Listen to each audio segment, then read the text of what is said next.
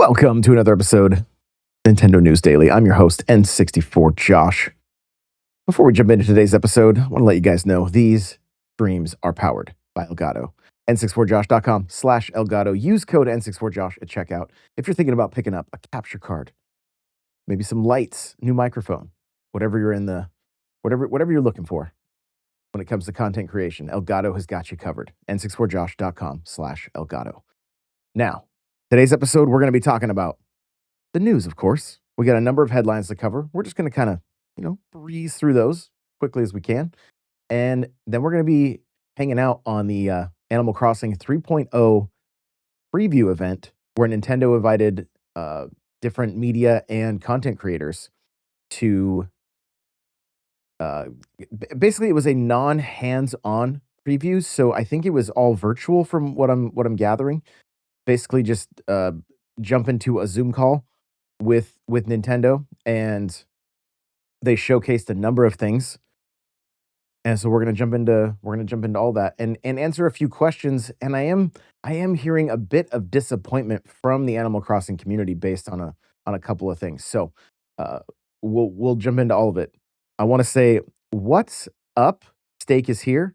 Nady Nay right off the bat says I wish Animal Crossing would spark my interest again, but with all the announcements and stuff, this game is just in the rear view. I think a new game is the way to reel me in again. Yeah, for sure. No, no doubt. I think what's gonna happen for me, I was thinking about this today. If pending scheduling, I'm thinking Tuesdays may be like Animal Crossing Day, where I invite people in and we do those slumber islands. And so I don't know if I'll do like I'm not quite sure how all the details of that will work out and how to get people in, but I want to do something fun. I think there's some opportunity there. So we'll get into that further. But let's talk the news here. First up, this one is out of nowhere, and it's gonna be quick. Mario Tennis Aces updated to version 3.1.1. Are you guys ready? Hold on. Several issues have been addressed to improve the gameplay experience. Boom, that's it. No Switch to uh, update, nothing like that. Just some issues have been addressed to improve gameplay experience. And I mean, come on, do we really see them giving this a Switch 2 version and then releasing Fever 2 months from now? No way. No way. Which is kind of a bummer. I even if they got the free upgrade like similar to Odyssey, I think that would be a good thing for all the sports titles. I don't think it necessarily means that you're not gonna sell the new game. In my mind, it would just make going back to these like old ones better for all of us that are that have these in our library. So there's the big update. Make sure to turn on Aces and download now. Hyrule Warriors: Age of Imprisonment. This is from My Nintendo News. Version 1.0.3 releases on the 18th of December. It is going to include Phantom Mode. Phantom Mode is a new feature that randomly occurs in battles that have already been cleared. In battles where Phantom Mode occurs, some of the enemies will appear will change into dangerous species or uh, miasma enemies, and there is a chance that Phantom Ganon will appear when a strong enemy is defeated. Compared to normal battles, you can obtain more high purity um, Zonanium steel. So that's kind of cool. Difficulty level Taboo. In the new difficulty level Taboo, you can experience high difficulty battles that are even more tense than very hard. By clearing a certain number of battles in Taboo, you'll receive special rewards such as high purity Zonanium and steel and increase carry limit for special food. So that's pretty cool as well. Adding new challenges. Following the first free update, the second update will also add multiple battle challenges and the Hyrule challenges to the Hyrule map after clearing the main story. Zalfos and Chuchu will appear as new dangerous species. Additionally, the training hall on Sky Island will be unlocked, allowing players to activate sync strikes by entering the training hall with two other players. New unique skills added. New unique skills will be added to the mysterious golem for the one-handed sword, two-handed sword, and spear. The one-handed sword unique skill, Shield Charge, allows you to step forward with your shield ready to ward off dangerous attacks. and charging enemies. Additionally, by timing this skill with an enemy attack, you can unleash a powerful spinning slash. You can learn it by completing the battle challenge and the Hyrule challenge that will be added in this update. New weapons added: the Forbidden Sword, a one-handed sword whose blade has been tainted by miasma and transformed into a sinister blade, has been added. It can be equipped by mysterious golems and warriors of all races. You can obtain it by clearing the battles added in this update. In addition to the above, the following new battles will be added: battles focused on warriors, a deadly battle with a certain formidable enemy, and then there's going to be some functionality improvements as well as some bug fixes. So there you go. Cool to see a little bit of love heading towards uh, Hyrule Warriors: Age of Imprisonment. Factorio Nintendo Switch 2 page reveals December launch and Space Age DLC for $35. So Factorio, the game in which you build and maintain factories, finally has a Nintendo Switch 2 release date. The official page for this game has been updated, and Factorio will be arriving on the platform Monday, December 22nd.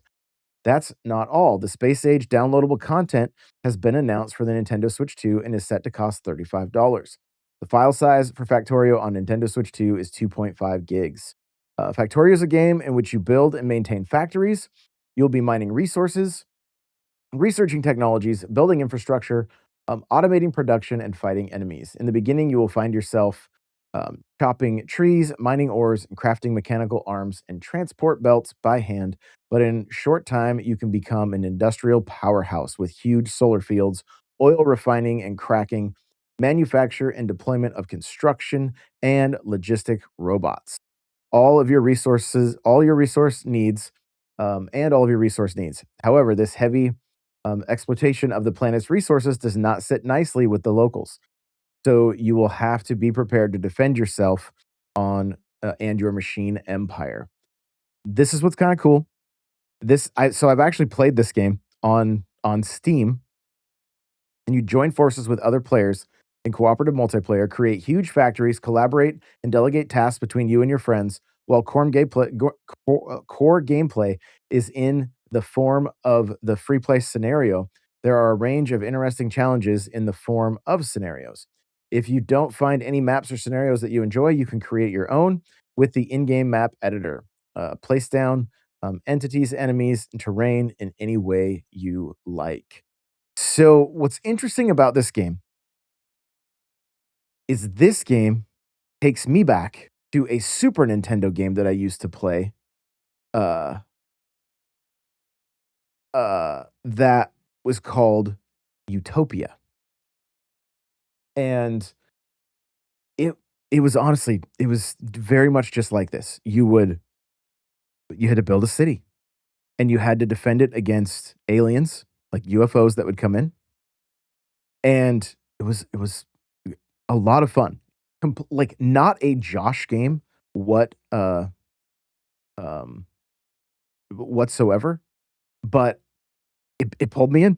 I liked it. I liked it quite a bit, and so, Factorio feels like it took a lot of inspiration from that.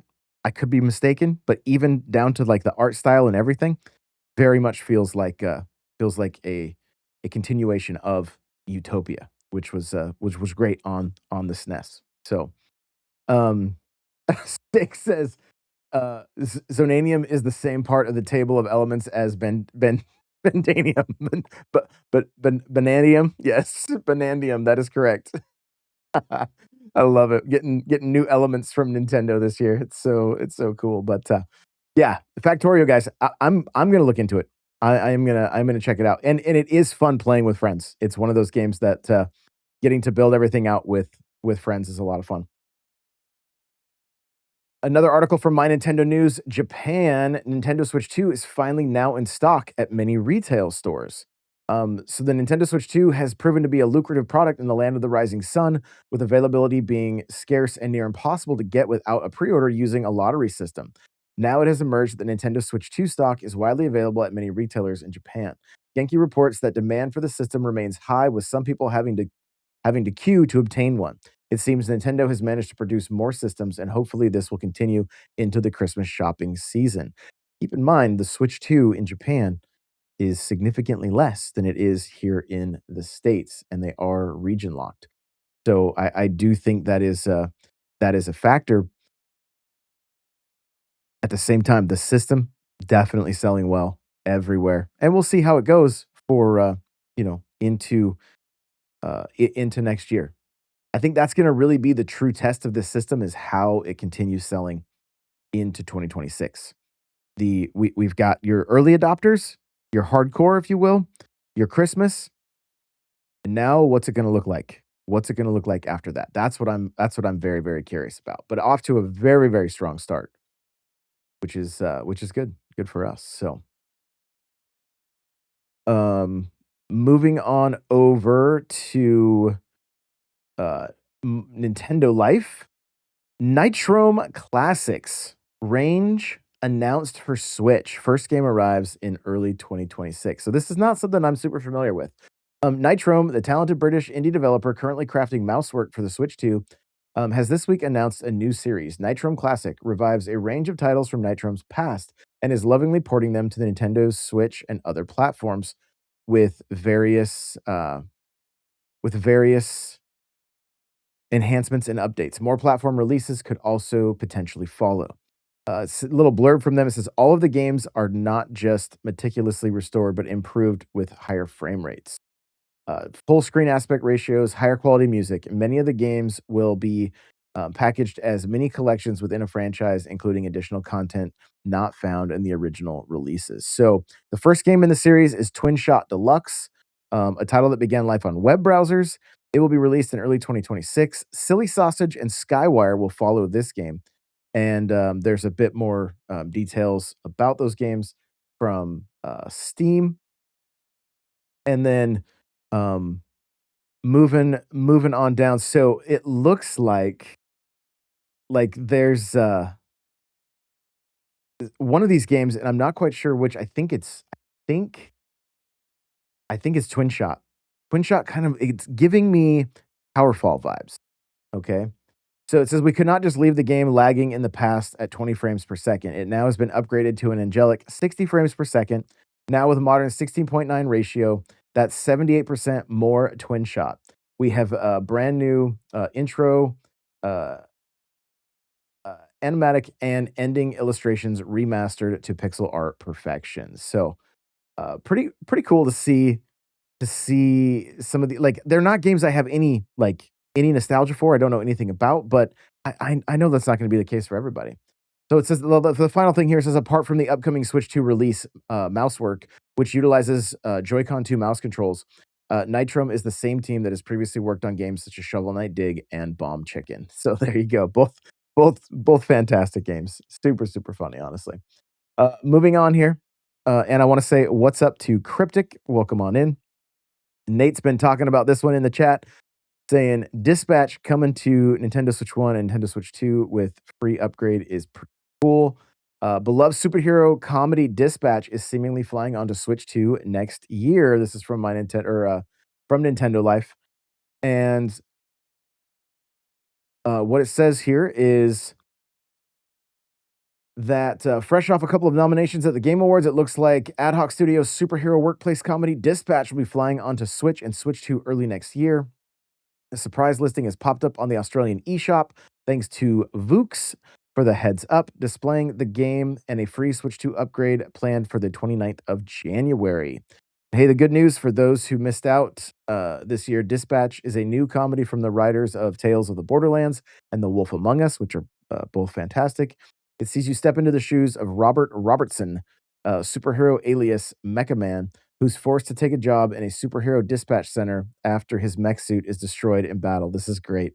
This sounds great. So, all of this is supported by a stacked voice cast featuring the likes of Breaking Bad's Aaron Paul, the Batman's Jeffrey Wright, Cyberpunk 2077's Alana Pierce, Critical Role's Matt Mercer, Laura Bailey, and Travis Willingham, and many more. I think that's what I think I've seen Alana post about this on Instagram and X. I think that's where I've seen most of the coverage from this game.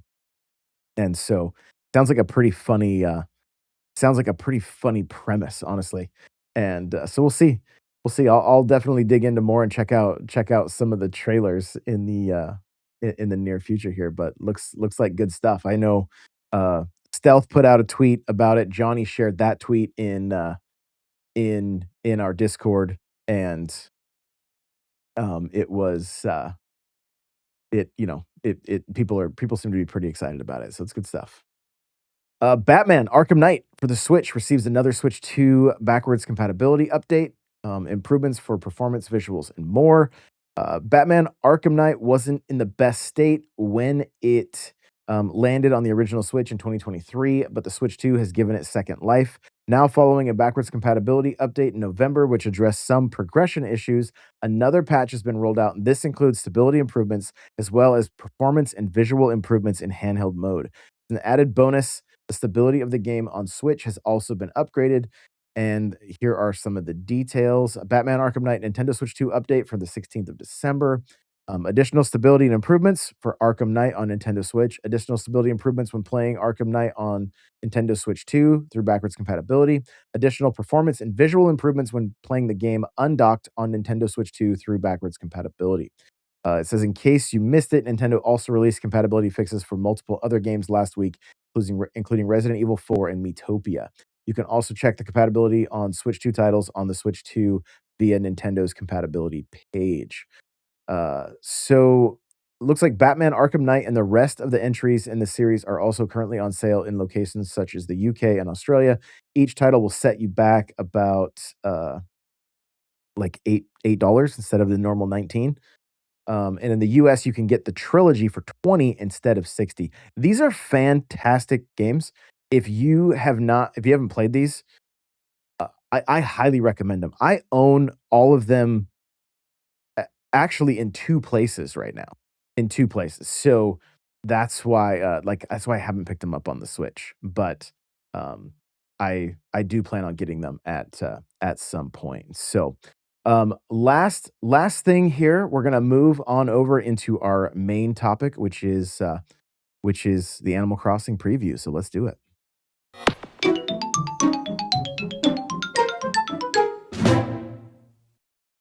Well, we are over at Polygon right now because they were one of the ones invited to this preview event, which was all about the Animal Crossing 3.0 update happening in January. And so let's dive in.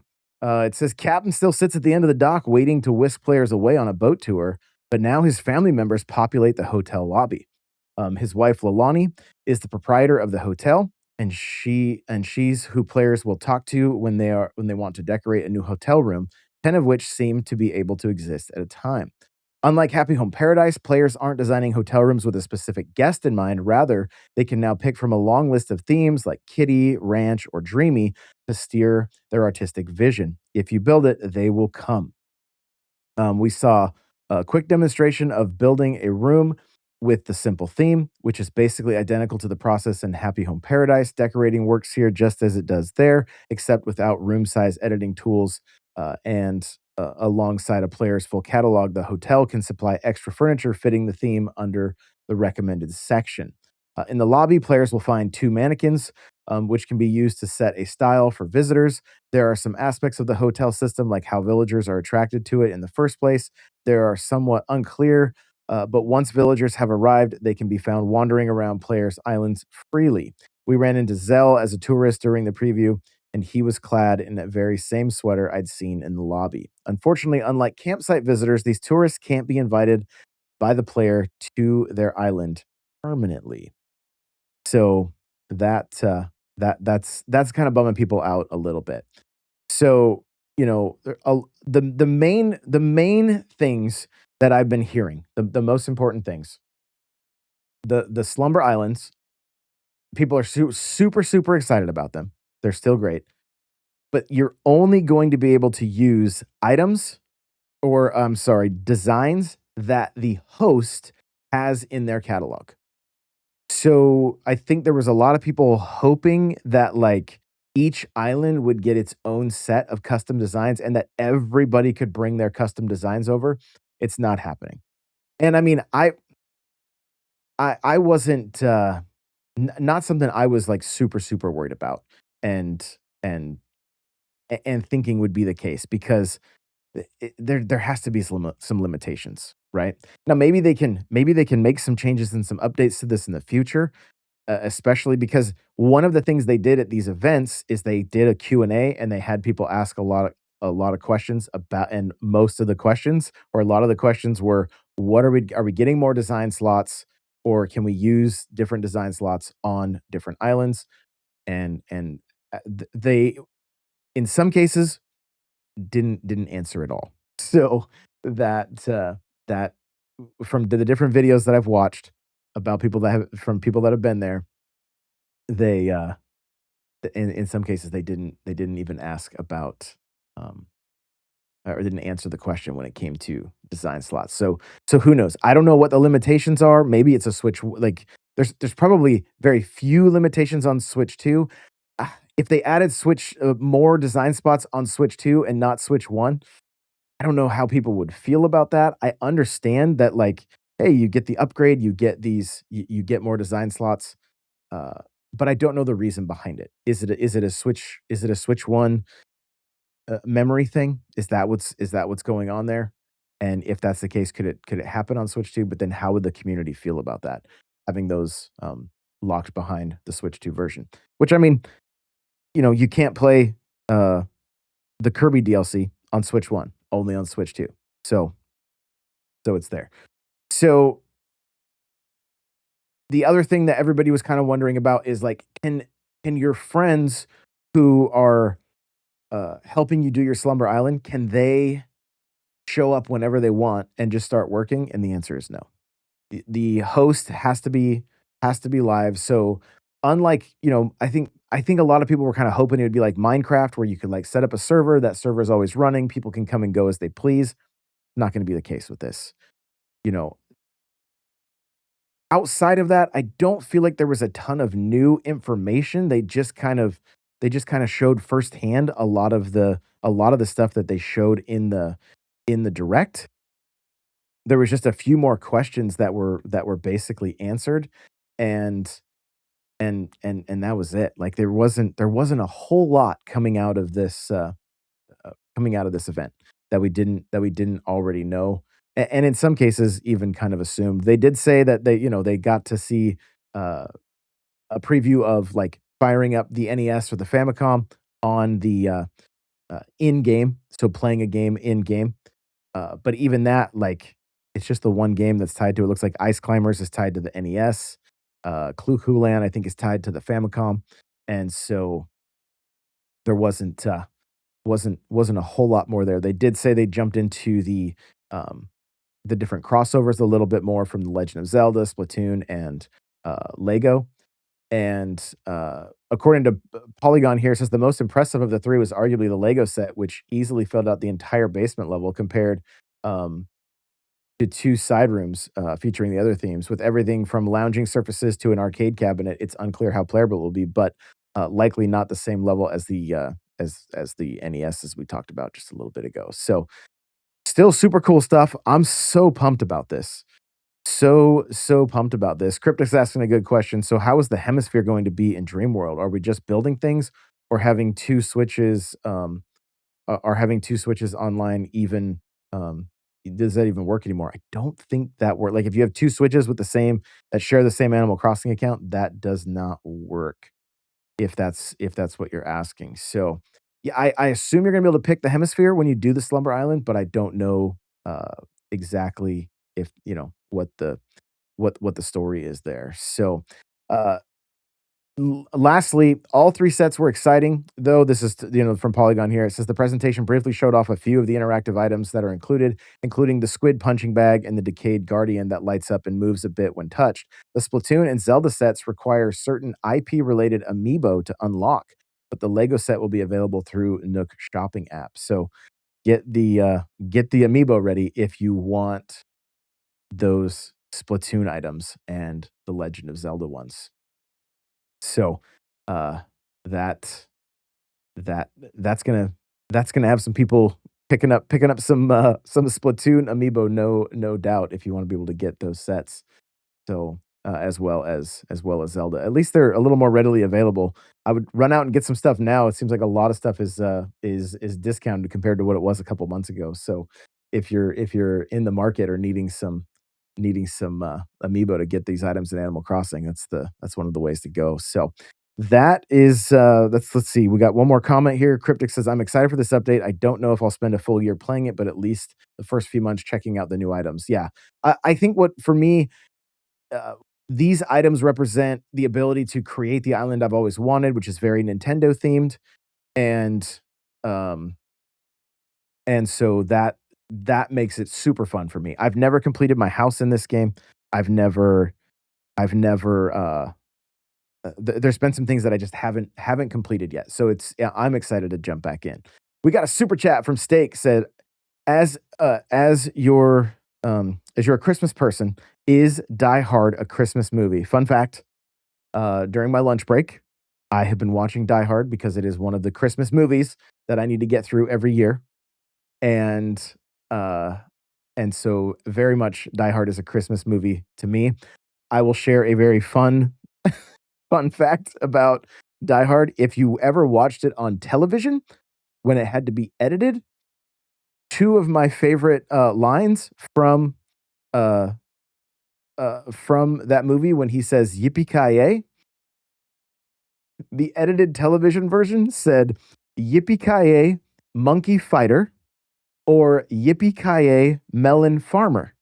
Both fantastic. Both fantastic ways to go there. So, uh, yeah, little fun fact, every time I watch that movie, I cannot help but think about the way, TV edited those in. So, Nay said, "I spent my $5 on Mega Man 11, no more $5 for AC." There it is. There it is. Well, I appreciate you guys so much. Thank you for tuning in. We'll be back tonight for our, NSO Game of the Week, Streets of Rage 2, which I'm really looking forward to chatting with you guys. It'll be a good time. So, as always, play it loud.